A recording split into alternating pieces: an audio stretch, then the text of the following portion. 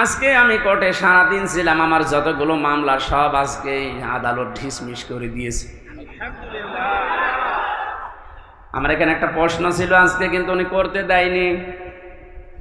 আমাকে 3টা বছর আটকে রেখেছিলেন মাটির নিচে এবং জেলখানা মিলে। আমার প্রশ্ন হচ্ছে, আপনি আমাকে মামলা দিয়ে 3টা বছর আটক রাখলেন, যে আমার অপরাধ আছে কি না। 3 বছর পরে আজকে প্রমাণ হলো যে আমি নির্দোষ, কোনো অপরাধ নেই। আমার যত রকমের পরীক্ষা করার দরকার ছিল রিমান্ডে নিয়ে সব করেছে। এই মোবাইলটা আজকে দিয়েছে ওরা 3 বছর পর।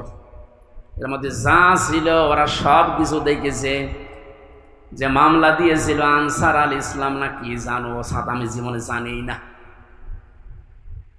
যত রকমের পরীক্ষা করেছে একটাও পাইনি। জজ আজকে হাসছিল যে মামলার বিচার করব কি দিয়ে, কোনো মাল নেই, যা ছুড়ে ফেলে দিলাম। আমি মনে করলাম জিজ্ঞাসা করি, মাননীয় আদালত, এই যে 3টা বছর আপনার কাছে তো আমার মামলা ছিল, এতদিন আপনি কিছুই করেননি, আপনি কিন্তু জানতেন। আজকে যেমন ছুড়ে ফেলে দিচ্ছেন, হাসি তামাশা করছেন যে একটা মামলা হলো, এই 3 বছর জানতেন না। 30 থেকে 32 বার এই মামলাটাই আদালতে উঠেছিল, কিন্তু জামিন আপনি দেননি, বারবার ফেরত দিয়েছেন। আজকে কোন ইশারায়, কার ইশারায় দিয়েছেন আমি জানি না। তবে আমার প্রশ্ন, আমাকে যে 3টি বছর রাখলেন, আমি তো নিরপরাধ, আজকে প্রমাণ হলো যে কোনো দোষ নেই। যারা আমাকে বিনা দোষে কষ্ট দিয়েছে, আমিও তাদের ওই কষ্ট দিতে চাই।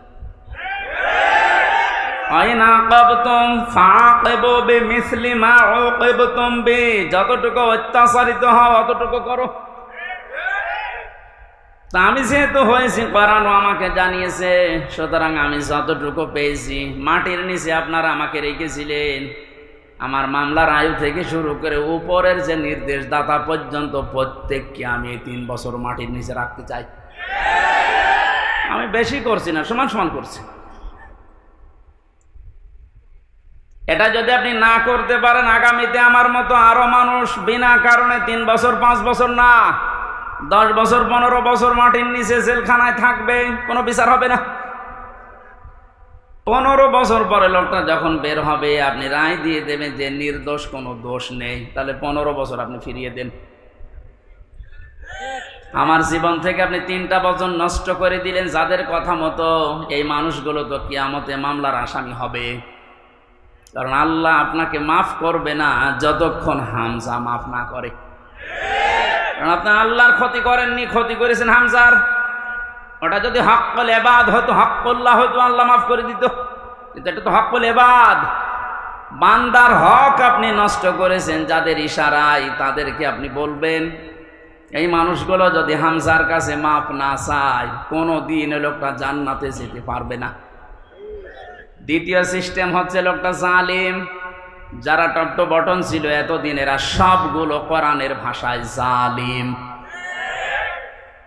জালিমদের জন্য সবচাইতে আমার ভয় লাগে সূরা শুরার 42 নম্বর আয়াতটা পড়লে, ইন্নামাস সাবিলু আলাল্লাযীনা ইয়াযলিমুনান নাস ইলা আখির আয়াত।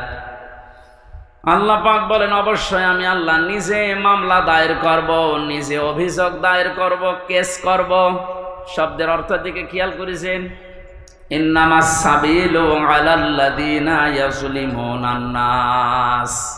আল্লাহ ইয়াযলিমুনাল মুসলিমুনা দেননি, ইয়াযলিমুনান নাস দিয়েছেন।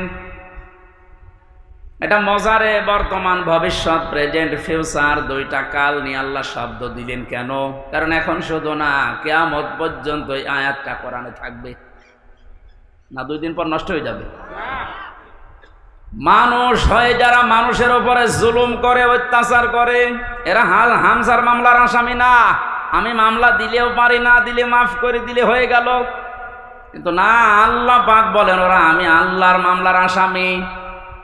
আমার তো আয়াত পড়ার পরে বাংলাদেশের দিকে তাকিয়ে মনে হয় এদেশের অনেক মানুষ এখন অলরেডি আল্লাহর মামলার আসামি হয়ে গেছে।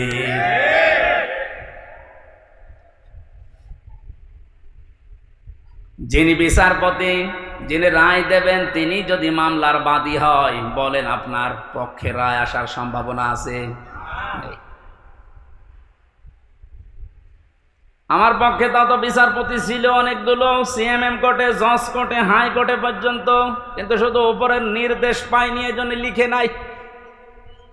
অথচ যিনি নিজে রায় দেবেন, যিনি নিজে নির্দেশ দেবেন, আলাইসাল্লাহু বিআহকামিল হাকিমিন, সবচাইতে বড় বিচারপতি যিনি, তিনি আল্লাহ। আপনার মামলার আসামবাদী। আমার ভয় লাগছে আমরা আবার আল্লাহর মামলার আসামি হয়ে যাচ্ছি না তো। ওয়ায়াবগুনা ফিল আরদি বিগাইরিল হক, অন্যায়ভাবে পৃথিবীতে বিদ্রোহ করে যারা বেড়ায়, এই দুই প্রকার মানুষ আল্লাহর মামলার আসামি। আর এই দুই প্রকার মানুষ এখন বাংলাদেশে বেশি। আগস্টের 5 তারিখ থেকে আজকের এই 2 তারিখ পর্যন্ত তাকান, এই 26-27 দিনে কত ভাবে চেষ্টা চালাচ্ছে কি করে বিশৃঙ্খলা তৈরি করা যায়, বিদ্রোহ করা যায়, দুনিয়া অশান্ত করা যায়। আপনাকেই বলছি, আমি আপনাকে ভালোবাসি, বাঁচাতে চাই। কোরআনের চোখ লাগিয়ে দেখতে পেলাম এই দেশে 5 তারিখের পর থেকে 2 তারিখ পর্যন্ত যারা শান্ত হয়ে যাওয়ার পরে বিশৃঙ্খলা করার চেষ্টায় আছেন, পৃথিবীর মানুষকে বোঝাতে চাঁদে যে শান্ত নেই, কত রকমের ক্রু তৈরি করে ইস্যু লাগিয়ে আপনি চেষ্টা চালিয়েছিলেন। তওবা করে ফিরে আসেন, নয়তো আপনি আল্লাহর মামলার আসামি। আমি আশা করি আপনি কথা বুঝেছেন। যদি না বোঝার ভান করে উল্টা পাল্টা ধারণা করেন, আপনার কপালে হেদায়েত আল্লাহ দেবে না। এই যে কপালে হেদায়েত দেবে না, এটা তো আমি বানালাম। হ্যাঁ, আল্লাহু লা ইয়াহদিল কওমাজ জালিমিন, ইহদি এটাও মোসারে, বর্তমান, ভবিষ্যৎ, প্রেজেন্ট, ফিউচার। আল্লাহ বলেন আমি জালেমদেরকে হেদায়েত দিচ্ছি না, দেব না। আর সুর তোলা হচ্ছে ওদেরকে মাফ করে দেন। তা আমি মাফ করে করব কি? আল্লাহ তো হেদায়েত দেবে না জালেমদের। কারণ এত কঠিন নিকৃষ্ট আল্লাহর কাছে শব্দটা। নবীজি জানিয়েছেন আয-যুলমু যুলুমাতু ইয়াউমাল কিয়ামা, জুলুম কিয়ামতের ময়দানে ঘোর অন্ধকার হয়ে তার সামনে দেখা দেবে, নিজের হাত পর্যন্ত দেখতে পাবে না। এটা যদি 100 ভাগ আমরা বিশ্বাস করে বাস্তবে নিয়ে আসতে পারতাম, জীবনই পাল্টিয়ে যেত। আমি আমার ঈমান থেকে কথা বলছি। যারা এখনো পর্যন্ত এই আয়াতগুলোর সাথে মিলে যাচ্ছেন, আপনি থামেন। মৃত্যুর গড়গড়ানি চলে আসলে তখন কিন্তু আপনার পাশে বসে কালেমা পড়ালেও কাজ হবে না। ঢাকাবাসী, আমি যেটা শিক্ষা দেওয়ার জন্য পর্যন্ত আসছিলাম, আজ বহু মানুষের কল্প কাহিনী, মিথ্যাচার, মিথ্যা রচনা, অনেক ষড়যন্ত্র, বিশেষ করে উল্টাপাল্টা সব যেহেতু আমাদের কাছে ধরা পড়ছে, দলে দলে পালে পালে দেখতে পাচ্ছি মানুষ বুঝে হোক না বুঝে হোক এখন ইসলামে আসা আরম্ভ করে দিয়েছে। এটা কেন দিল? কোরআনে কারীম জানিয়েছে ইযা জাআ নাসরুল্লাহি ওয়াল ফাত ওয়া রাআইতান নাসা ইয়াদখুলুনা ফি দীনিল্লাহি আফওয়াজা। আল্লাহ পাক বলেন, হে নবী, যখন আমার সাহায্য আসবে তখন আপনি বিজয় দেখতে পাবেন। কিছু না হলেও কিছু আমরা পেয়েছি। আল্লাহর সাহায্য আসার কারণেই কিন্তু আমরা বিজয়ের স্বাদ পেয়েছি। মানুষ যে পরাধীন থাকলে কি হয়, এটা এই 27 দিন আমি টের পেয়েছি।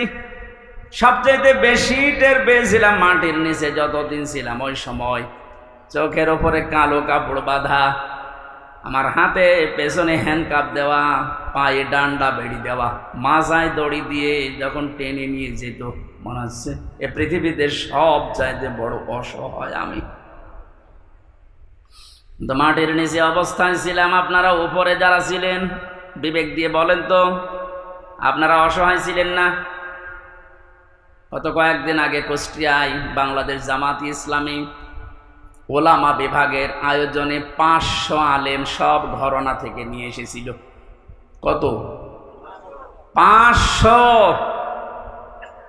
ওনারা আয়োজন করেছিল 500 750 উপরে আলেম এসেছে পুরা কুষ্টিয়া জেলা থেকে, সব ঘরানার। প্রায় 2.5-3 ঘন্টা আলোচনা হয়েছে, কোনো সমস্যা না, কিচ্ছু পাইনি। আমি নিজেও ছিলাম। আপনি একটু ভাবেন তো, 5 তারিখের আগ পর্যন্ত 500 না 5 জন আলেম এক জায়গায় বসলে নিরাপদে থাকতে পারত? স্বাধীনতার পরাধীন কি অবস্থা, বাস্তবতা এইটা। এই অনুষ্ঠানটা করতে হলে 5 তারিখের আগে 14 জায়গায় পারমিশন নেওয়া লাগতো, তারপরও অনুমতি মিলত না। এ মানুষগুলো তো সেই মানুষই আছে। এখন 14 জায়গায় অনুমতি না। ডাক্তার ইউনূস বলেছেন এদেশে কোরআনে কারিমের কথা ওইভাবেই হবে, অন্যান্য ধর্মের কথা যেভাবে চালু আছে। হিন্দুদের পূজা, ওদের দুর্গা পূজা, সরস্বতী পূজায় যদি অনুমতি না লাগে, পাহারা দেওয়া হয়, কোরআনের অনুমতি লাগবে কোন কারণে? কিছু মানুষের কিছু চিন্তাধারায় আল্লাহ তাকে মাফ করেন। কবি নজরুলের জীবনে ওইরকম আমল আমি ওনার জীবনী পড়ে পাইনি, কিন্তু কিছু কিছু কথা এত দামি, আমার মনে হয় আল্লাহ ওই কথাগুলোর কারণে ওনারে মাফ করে দেবে। এই লোকটা যে ঘোষণা দিল, কোরআনের পক্ষের লোক না বিপক্ষের লোক ওটা আমি বলছি না, কিন্তু যে ঘোষণা দিল, এই 17 বছরে কোনো মুসলমান তো এই ঘোষণা দিতে পারে নাই। আরো বিরোধিতা করতেন আপনি।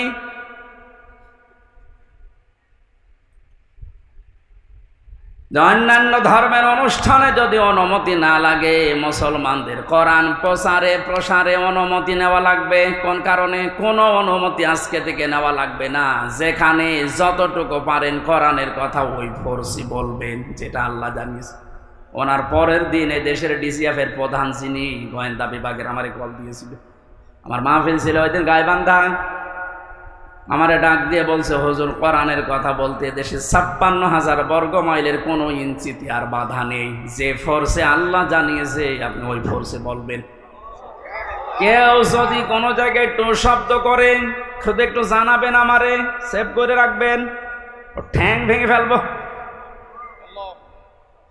আমি বললাম, স্যার আপনি এতদিন কোথায় ছিলেন? আমি কেবল দায়িত্ব পেয়েছি। কিন্তু 2টা কথাও আবার জানিয়েছে, যারা আয়োজন করে তাদেরকে আপনি বলবেন ওনারা যেন মহিলা প্যান্ডেলটা আলাদা করে, ওখানে পুরুষের যেন আনাগোনা না থাকে, আর ওনাদের যে আলাদা টয়লেট বা নামাজের ব্যবস্থা ওগুলো যেন ওয়ান টাইমের জন্য করা হয়। এক ভালো প্রস্তাব দিয়েছে। এটা যেহেতু রেকর্ড হচ্ছে, সারা বাংলাদেশে আমার প্রত্যেকটা জেলায় 2টা-3টা করে ওয়াজ নেওয়া আছে। এর মাধ্যমে সবাইকে জানাচ্ছি ওই স্যারের কথাটা মানা দরকার। কথাটা ভালো কথা না? পর্দা কিন্তু নফল না। পর্দা কি নফল? ফরজ। কেমন ফরজ? নামাজের মতো ফরজ। কিন্তু আজ অনেকে এটাকে গুরুত্ব এভাবে দিতে চায় না, নফলও মনে করে না। পর্দা যে একটা ফরজ, নফলও মনে করে না। এই জন্যে কাজটা যেভাবে উনি করতে বললেন আমি আপনাদের কাছে পৌঁছিয়ে দিলাম। উনি আজকেও আমাকে জানিয়েছে কোর্ট থেকে বের হওয়ার পরে, যেই দেখেছে সব মামলা ঢিসমিস হয়ে গেছে। আমি সাংবাদিকদের সামনে যখন ব্রিফিং করার পরেই কল দিয়ে জানিয়েছে যে আপনি কিন্তু আজকেও মাহফিলে যাবেন। আমি জানি কোথায়, খিলক্ষেতি। এটা কি খিলক্ষেত? দেখেছেন, আমি জানি না আমার মাহফিল কোথায়, কারণ আমার সাথে যে ছেলেটা আছে ও আমার একদিন আগে জানায় যে আজকে অমুক জায়গায় মাহফিল আছে। ওনারা জেনে ফেলেছে, কত খোঁজ রাখছে। ওনার ওই কথাটা আমরা আহ্বান জানালাম, আপনারা মেনে চলবেন। মেয়েদের এই সিস্টেমগুলো একটু দরকার। ওনাদের ইসলাম জানা দরকার নেই? বলেন। ঢাকাবাসী কোরআনে কারিম থেকে কথা আরম্ভ করার জন্য আমরা আল্লাহর শুকরিয়া জানাচ্ছি, যিনি আমাদেরকে এই স্বাধীনতার একটু হালকা সুখ পাওয়ার তৌফিক দিয়েছেন। যখন আল্লাহর সাহায্য আসবে, বিজয় যখন আপনি দেখতে পাবেন, বিজয়ের যতগুলো ধাপ আছে, একটা ধাপ আমি বাস্তবে সভাপতির সাথে আমি আজকে মিলাবো, একটু মিলাবেন। ওয়ারাইতান নাসা ইয়াদখুলুনা ফি দীনিল্লাহি আফওয়াজা। আল্লাহর সাহায্য আসলে আপনি বিজয় দেখতে পাবেন। বিজয়ের প্রথম ধাপ এটা, দলে দলে পালে পালে মানুষ দেখবেন ইসলামে প্রবেশ করছে। আপনি 27 দিনের জরিপটা একটু দেখেন। আগস্টের 5 তারিখের আগে আমি 4 তারিখে রাত্রে পেয়েছিলাম একটা জরিপ। ওই জরিপে দেখেছি এই দেশের 100 জনের মাত্র 15 জন চায় যে ইসলাম রাষ্ট্রীয়ভাবে কায়েম হোক, 85 জন চায় না। আজকে মাগরিবের পরের রিপোর্ট আমি ঘুমানোর আগে দেখেছিলাম বিবিসি থেকে। আজকের রিপোর্ট হচ্ছে দেশের 100 জনের 35 জন এখন চাচ্ছে দেশে কোরআন দিয়ে দেশটা চলুক। আপনি একটু সুযোগ দেন। দলে দলে যেভাবে প্রবেশ করছে, গাইবান্ধার পলাশ বাড়িতে আমি 45 মিনিট আলোচনা করার পরে এক হিন্দু অনার্স মাস্টার্স করা এক শিক্ষিত মানুষ এসে বলছে, আমার ধর্মে আমি আর থাকবো না, আপনি আমার ইসলামে প্রবেশ করান। এই যে অন্য ধর্মের মানুষ যদি বুঝে কোরআন শুনে চলে আসতে পারে, যারা হালকা পাতলা ইমানের অধিকারী তাদেরকে একটু সুযোগ দেন, দেখবেন দলে দলে যে আফওয়াজা পালে পালে মানুষ ইসলামে আসবে। জরিপ যেটা করেছে ও গাঁজা খেয়ে করেনি, বাস্তবতা দেখেই করেছে। 35 জন যদি হয়ে যায় 27 দিনে, আর 27 দিন যেতে দেন, 50% মানুষ যখন ইসলাম চাইবে দেশে কায়েম হয়ে যাক, আল্লাহর কসম কেউ বাধা দিয়ে ঠেকাতে পারবে না। ওই যে ঐক্যের ডাক দিচ্ছিলেন, ওই কথাটা বোঝানোর জন্য একটা উদাহরণ বলছি কয়েক মিনিটে, একটু মিলান। একটা হোস্টেলে 100 জন ছাত্র, প্রতিদিন ওনাদেরকে যে নাস্তা দেওয়া হয়, এর ভেতরে 20 জন ঘাড় তাড়া করে আসে যে না, এই নাস্তা আমরা খাবো না। কয়জন? 20 জনের ভেতরে না, 100 জনের ভেতরে 80 জন। 80 জন বলছে এই প্রতিদিন এই যে নাস্তা দেওয়া হয় এটা আমরা খাবো না, এই মেনু পাল্টাতে হবে। হোস্টেল যিনি সোফার আছেন বলছেন তাহলে ভোট দাও। প্রত্যেকেই ভোট বাক্স দিয়েছে। কেউ বলছে আমরা রুটি পাউরুটি চাই, রুটি কলা চাই, কেউ খেসুড়ি চাই, কেউ রোল চাই। এভাবে একটা একটা করে দিতে দিতে সর্বশেষ দেখা গেল 20 জন মাত্র যে নাস্তা ছিল আগে ওইটাই আছে, আর বাকি 80 জন এই নাস্তার সাথে একমত না। 20 জনের এক জায়গায় ভোট পড়েছে, এখন 80 জন বাকি আছে, ওরাও ভোট দিয়েছে। কারোটা 15, কারোটা 14, এভাবে করতে করতে ভাগ হয়ে গেছে। নাস্তার বিল যেটা পাস হবে, বেশি সংখ্যক যেহেতু মানুষ যেখানে পাস হবে ওইটা, 80 জন থাকার পরও নাস্তার ওই বিলটা পাল্টায়নি। কারণ এখানে কয়জন? আরো জোরে বলেন। আমি শুধু বলার জন্য বলছি তা না, এটা জীবনে মিলাতে হবে। আজ সময় এখন ওইটাই। আমরা সংখ্যায় টুপিওয়ালা মানুষ। এদেশে 100 জনের 96% আমরা মুসলমান।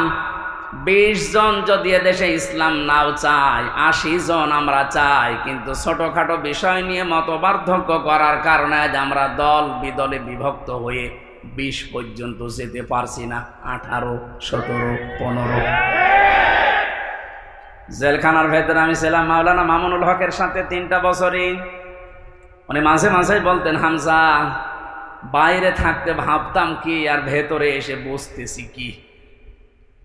এখন যে পাল্টিয়ে যাব, কে বুকে হাত বাঁধে, কে আমিন জোরে বলে, কে নবীকে দাঁড়িয়ে সালাম দেয়, কেউ বসে সালাম দেয়, ওসব সব বাদ। আল্লাহ একজন আছে, রাসূল একজন আছে, কোরআন আছে, কথা বিশ্বাস যারা করে তাদেরকে এক জায়গায় নিয়ে আসা লাগবে। ইহুদি, খ্রিস্টান, বৌদ্ধ, মুশরিক যারা, ওরা কিন্তু এই ধোঁয়াগুলো তুলে আমাদেরকে আলাদা আলাদা করে রেখেছে। এই জন্য 80 জন হওয়ার পরও 20 জনের সাথে পারছি না। এই কথা বলছেন? যেভাবে চলতেছে, আশা করছি কোরআনের এই আয়াতটা বাস্তবে আল্লাহ আমাদেরকে দেখাবেন। আরাআইতান নাসা ইয়াদখুলুনা ফি দীনিল্লাহি আফওয়াজা। দলে দলে পালে পালে যেভাবে মানুষ ইসলামে আজ দীক্ষিত আর আরম্ভ হয়েছে, আল্লাহ পাক যেন চর্ম চোখে দেখার তৌফিক দেন যে কোরআন দিয়ে 56,000 বর্গ মাইল চলছে। সুখ এবং শান্তি শব্দ দুইটা। সুখ 3টি বিষয়ের নাম, শান্তি 4টা বিষয়ের নাম। বাস্তবে ছোট জীবনে বহু দেশ আমি ঘুরেছি। আমি আকিস গ্রুপে চাকরি করতাম খতিব হিসাবে। ওনারা একটা ভিসা লাগিয়ে 27টা দেশ আমারে একবারে ঘোরানোর ব্যবস্থা করে দিয়েছিল। যদিও 3 বছর জেলে থাকার কারণে আমার ভাগ্য হয় নাই, তারপরও আমার ব্যক্তিগতভাবে বহু দেশে আমি গেছি। সুখ শান্তি এটা কিনতে পাওয়া যায় না। আল্লাহ পাক সুখ এবং শান্তি নিজের পক্ষ থেকে দান করেন। এজন্য 53 বছর হয়ে গেল, সুখ শান্তি এ দুইটার একটা আমরা এখনো পাইনি, অনুধাবনও করতে পারছি না। কারণ চলছিল এই 53 বছর মানুষের তৈরি করা নিয়ম নীতি দিয়ে। বাবা চালিয়েছিল, আমি দেখি নাই, ওই মুরব্বীরা দেখেছে। বাবারটা দেখে নাই, স্বামী চালিয়েছিল, ওনারা দেখেছে, আমি তো দেখি নাই। আমার 92 সালে জন্ম। চাচা চালিয়েছিল, বউ চালিয়েছে, ভাবিও চালিয়েছিল, সবগুলোই আমরা দেখেছি। শুধু কোরআন দিয়ে দেশ চললে কেমন দেখা যায় আজও দেখিনি। দেখেছেন? এটা দেখেছেন? দেখেছেন? এটা দেখার দরকার না যে এটা দিয়ে চললে কেমন লাগে। আন্দাজে চিল্লানো না, সত্যি সত্যি মন থেকে বলবেন। যদি চান ওই 35 জনের ভেতরে আপনি যেন থাকেন যে হ্যাঁ এইটা দিয়ে দেশ যেন চলে, আমি এটা দেখতে চাই, হাত তোলেন তো, লিল্লাহি তাকবীর।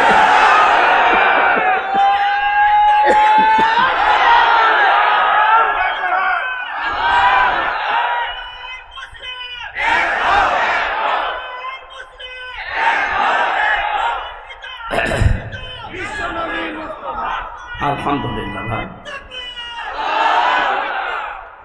দরুদ আর সালাম পড়ছে আমাদের নবী মুহাম্মদুর রাসূলুল্লাহ সাল্লাল্লাহু আলাইহি ওয়াসাল্লামের প্রতি। 7টা নামে আল্লাহ তাকে কোরআনে স্পেশাল ভাবে ডাক দিয়েছেন। কয়টা? 7টা। 1 নম্বরে নাম দিয়েছেন ইয়াসিন। ইয়া হরফে নেদা, ইয়া মানে হে, সিন মানে সাজ্জেদ। তাফসিরে কাবীর আল্লামা ফখরুদ্দীন রাজি রহমতুল্লাহ আলাইহি উনি ব্যাখ্যা করতে গিয়ে সিনের অর্থ দিয়েছেন 5টা। আমি গতানুগতিক কথা বলি না। যারা আছেন যদি হেদায়েতের নিয়তে কথা শোনেন, আমি আশা করছি কোরআন আপনাকে পথ দেখাবে। আর কোরআন শরীফ যদি কাউকে হেদায়েত দিতে না পারে, ও যেন বিশ্বাস করে ওর কপালে আর হেদায়েত নেই।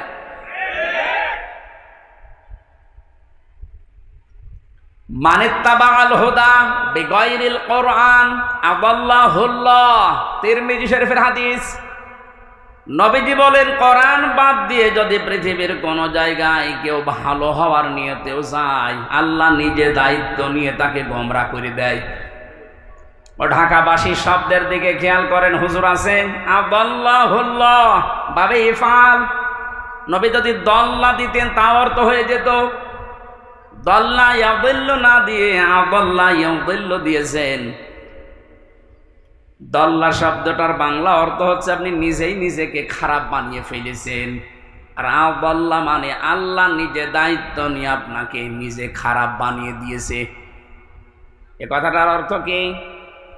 কোরআন যেখানে নেই ওই জায়গায় যদি কেউ ভালো হওয়ার নিয়তেও যায়, ওকে খারাপ বানাবে হামজা কে? বলেন বলেন। হেদায়েত দেওয়ার একচ্ছত্র মালিকানা কার? দুনিয়ার কারো হাতে আল্লাহ দিয়েছেন, এমনকি নবীর হাতেও দেন নাই। এই জন্য নবী নিজের চাচা কেউ পারে নাই। এই হাদিস দ্বারা বোঝা যায় কোরআন যেখানে নেই ওই জায়গায় যদি আপনার নিয়ত ভালো থাকে, আল্লাহ কিন্তু আপনাকে ছাড়বে না। আপনি গেলেন কেন? এর বাস্তব প্রমাণ বাংলাদেশের মাজারগুলো। আপনি তাকান, আমার কুষ্টিয়ার লালনের মাজার। অনেকেই তো যায় ওখানে আল্লাহর ওলি ঘুমিয়ে আছে এই কথা মনে করে, কিন্তু কোরআন ওখানে চলে না, ওখানে চলে শুধু গাঁজা। আমি তো যতটুকু জানি বা দেখেছি, সারা দেশ মিলে আপনি যে কয় মন গাঁজা না পাবেন, লালনের মাজারে তার থেকে বেশি গাঁজা পাবেন। রাত 9টার পরে গেলে দেখবেন সব অন্ধকার, পুলিশ পাহারা দিয়ে গাঁজা খাওয়াচ্ছে। আমি একবার গিয়েছিলাম রাত 9টার পরে বাড়ির পাশে, তো গিয়ে দেখছে ন্যাংটা, কিচ্ছু নেই, ওরে দুধ খাওয়াচ্ছে। কে এরে দুধ খাওয়ান? হুজুর আল্লাহর ওলি। আল্লাহর ওলি মানে? হ্যাঁ, এর ভেতরে মাল আছে। মাল যা আছে সব তো দেখা যাচ্ছে। নতুন কোন মাল দেখাও, এ মাল তো সবার আছে। খালি বিচারপতি মানিকেরটা নেই, ওটা উড়ে গেছে। ওনাকে বলেছে যে আমার বিসি নিল কে, এখন বেশি খুঁজতে পারছে না। ইসলামের যে ক্ষতি করেছে এই লোকটা, আলেমদের যে দুশ্মন ছিল, আল্লাহ আমার মনে হয় সরাসরি হাত দিয়ে দেখিস। আমার জীবনের শখ যে আল্লাহ যদি পৃথিবীতে আর কিচ্ছু না দেখায়, কোনো আফসোস আমার জীবনে নেই। আল্লাহ বলে যে ধরা ধরিস। এই কথা বলছেন?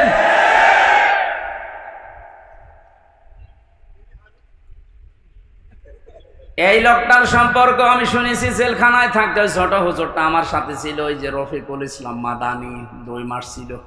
আমার বলছে, হামজা ভাই আমারে প্রথমে রিমান্ডে নিয়ে রাত 12:30টার দিকে নিয়ে গেছে ওই হাতির ঝিলে। ওরা উলঙ্গ করেছে আমারে। আমি তো এমনি ছোট মানুষ, আমার জিনিসপত্র ছোট, আসলে ছোট।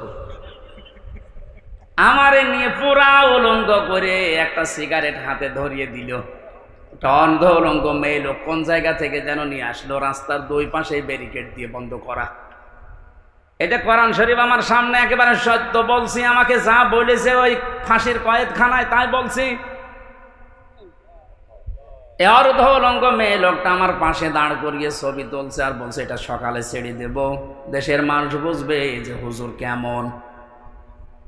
এত অসহায় লাগছিল ওই সময়। আমি তো এমনিতে ওদের সাইজের চাইতে একেবারেই ছোট, আর মেয়েটা আমার ওর কাঁধ পর্যন্ত আমি অর্ধ উলঙ্গ, কোথা থেকে যেন ভাড়া করে নিয়ে এসেছে। আমার হাতে সিগারেট দিয়ে, যেটার গন্ধ শুকলে আমার বমি আসে, ওইটা ধরিয়ে নিজে 2 টান দিয়ে আমার কাছে দিয়ে বলছে এভাবে ধরে থাক, অস্ত্র তাক করা আছে, কিচ্ছু করার নেই। ছবি তুলছে, এটা ছেড়ে দেব সকালে। আমি যেহেতু মজলুম আর বিশ্বাস করি মজলুমের দোয়া কবুল হয়, ইত্তাকি দাওয়াতাল মাজলুম। নবীজি বলেন দুনিয়াতে আর যাই করো মজলুমের বরদোয়া থেকে নিজেকে বাঁচিয়ে রেখো। ফাইন্নাহা লাইসা বাইনাহু ওয়া বাইনাল্লাহি হিজাব, কারণ মজলুমের মাঝে আর আল্লাহর মাঝে কোনো পর্দা থাকে না। ওই হাতির ঝিলের ওই পানির পাশে দাঁড়িয়ে আল্লাহর কাছে বলেছিলাম, মাবুদ যে অবস্থা করছে আমার তো কিচ্ছু করার নেই, তুমি দেখতে পাচ্ছ। এক এসআইকে ডাক দিয়ে বললাম, ভাই আপনারা যা করছেন আমার সাথে, একে হারুন স্যার জানে? জানে না মানে? উনি তো করাচ্ছে। যেই বলেছে উনিই করাচ্ছে, কারণ রিমান্ডে উনি তো মাঝে মাঝে এসে আমারে প্রশ্ন করতো, তখন কি ফেরেস্তার মতো কথা বলতো, অথচ ভেতরে ভেতরে ওই এত খারাপ অবস্থা আমার করলো। আল্লাহ তুমি সব দেখেছো, আমার যেভাবে ওরা অপমান করেছে ওকেও এইভাবে করো। আমার মনে হয় আল্লাহ কারেন্টের মতো ওর দোয়া কবুল করেছে। দেখেছেন না, ও এখন 3 ইঞ্চি। কয় ইঞ্চি? সারা দুনিয়া এখন জানে, ওর নাম অনেকে জানে না, কিন্তু ও যে 3 ইঞ্চি ও সবাই জানে, মহিলারা পর্যন্ত জানে তো 3 ইঞ্চি। ছোট হুজুরের দোয়াটা একেবারে মাজলুম, যেহেতু আল্লাহ কবুল করে দুনিয়ায় দেখিয়েছে, পরবর্তী কি করবে সেটা আল্লাহ ভালো জানে।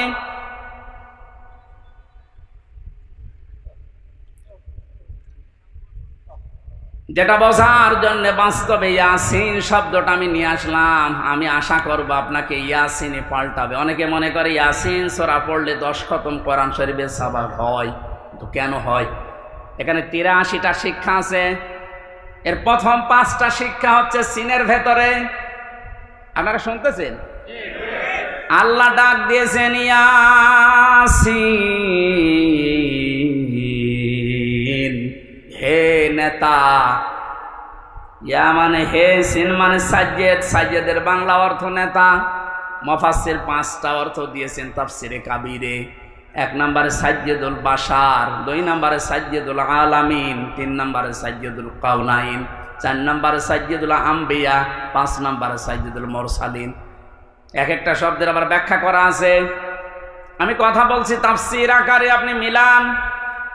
প্রথম নম্বর অর্থ হচ্ছে সাজ্জিদুল বাশার, আল্লাহর ঘোষণা দেওয়া মানুষের জন্য একমাত্র নেতা আদর্শ একজন, তার নাম মুহাম্মদ রাসূলুল্লাহ।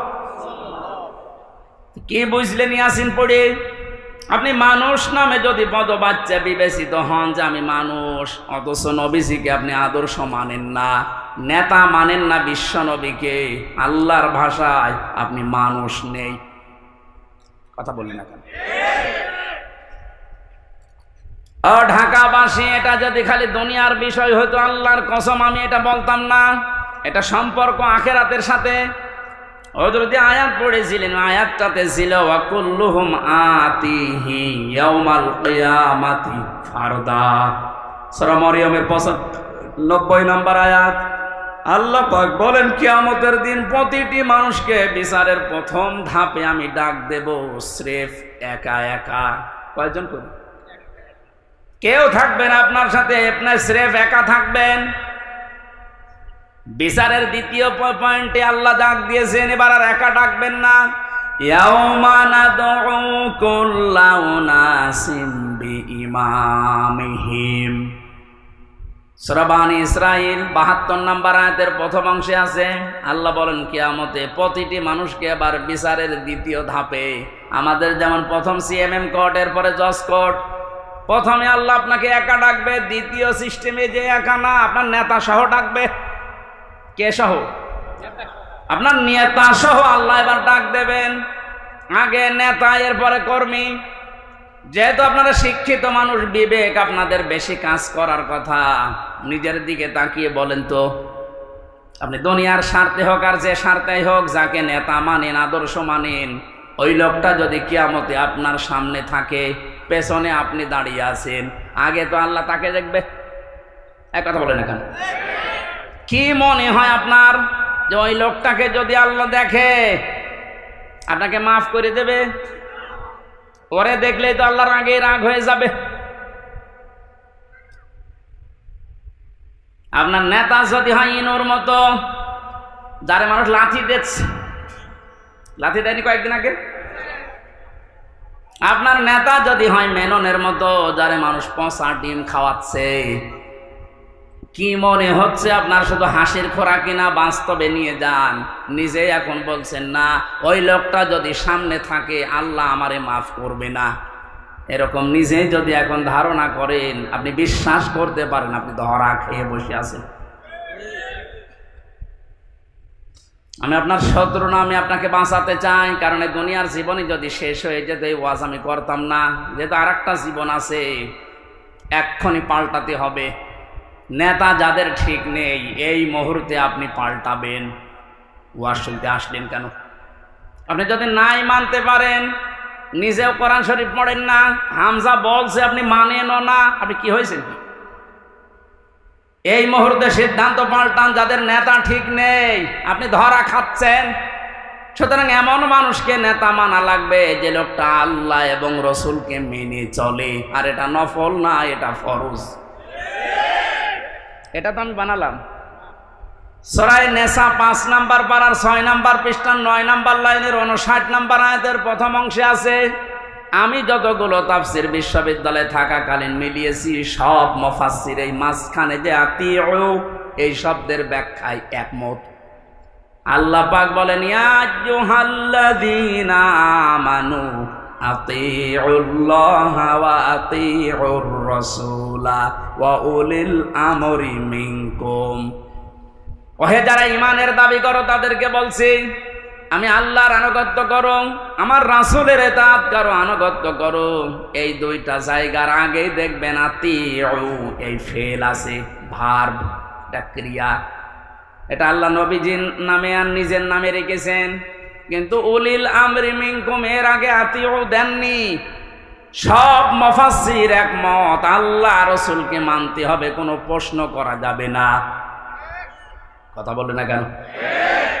আল্লাহ রাসূলের পরে কিয়ামত পর্যন্ত যারা নেতৃত্ব দেবে দুনিয়ায়, যে মানুষগুলো এই পৃথিবীর নেতৃত্বে আসবে, উলিল আমর যারা, তাদেরকে যদি মেনে চলতে হয় নেতা হিসাবে, অবশ্যই দেখা লাগবে এরা আল্লাহ রাসূলকে মেনে চলে কিনা।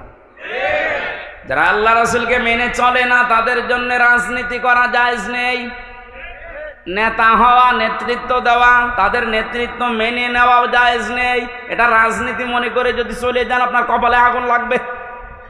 সূরা বাকারার 124 নম্বর আয়াত, وَإِذِ ابْتَلَى إِبْرَاهِيمَ رَبُّهُ بِكَلِمَاتٍ فَأَتَمَّهُنَّ قَالَ إِنِّي جَاعِلُكَ لِلنَّاسِ إِمَامًا।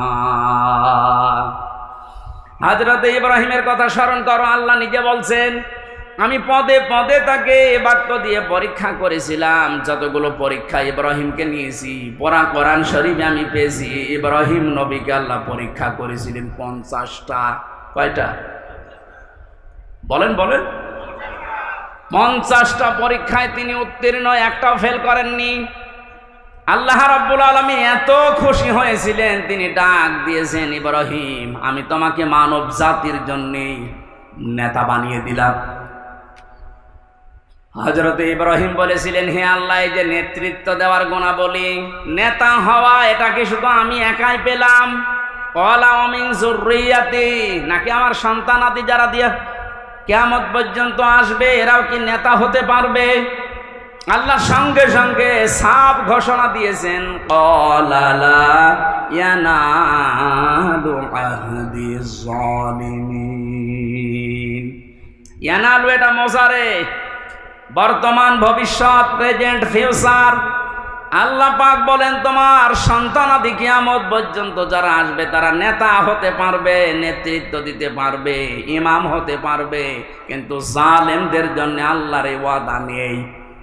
ইয়াতে মুফাসসিরিন ইকরাম ফি জিলালিল কোরআনে লিখেছেন সাইয়্যিদ কুতুব, যে দুনিয়ায় যারা জুলুম করে, সে নিজের উপরে হোক, পরিবারের উপরে হোক, সমাজের উপরে হোক, রাষ্ট্রের উপরে হোক, জনগণের উপরে হোক, যারা জুলুম করবে তাদের জন্য নেতা হওয়া, নেতৃত্ব দেওয়া, রাজনীতি করা জায়েজ নেই, হারাম। অথচ বাংলাদেশে তো উল্টা, যে যত বড় জালেম সে তত বড় নেতা। বেশি বলে ফেললাম? কিছুই বেশি হয়নি, কম হয়েছে। আহাদিস জালিমিন দিয়েছেন আল্লাহ, জালেমদের জন্য কোনো ওয়াদা নেই। আর তারা এখন বড় বড় নেতা হয়। 15 বছরে তারাই আমাদেরকে বলেছিল তোমরা মসজিদে থাক, খানকায় থাক। আর এই ময়দানটা আমরা 2000 টাকা যদি বাজেট হয়, 5 টাকা খরচ করে 1995 টাকা খেয়ে ফেলে। এক একটা প্রকল্পের জন্য 3 বার, 5 বার, 7 বার, 10 বার, 11 বার করে বাজেট হয়। এক একজনের যে টাকা পাচারের, এই যে এখন দেখছি, আমার মনে হয় যদি কিয়ামত পর্যন্ত হায়াত পেত এই লোকটা, এত টাকার মালিক হওয়া ওর দ্বারা বৈধ পথে সম্ভব না।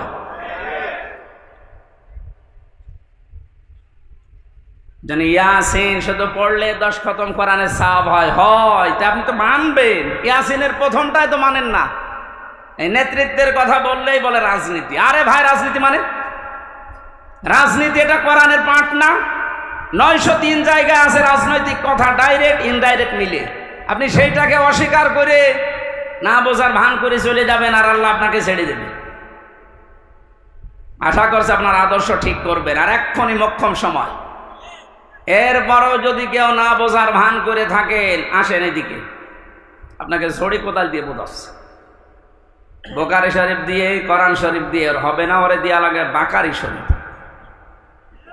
আমি আসিন, এরা তো ব্যাখ্যা শেষ করতে পারবো না। নির্ধারিত আমরা আয়াত পড়েছিলাম 8, 9, 10, 3টা আয়াত পড়েছি সূরা মারিজ থেকে। কয়টা?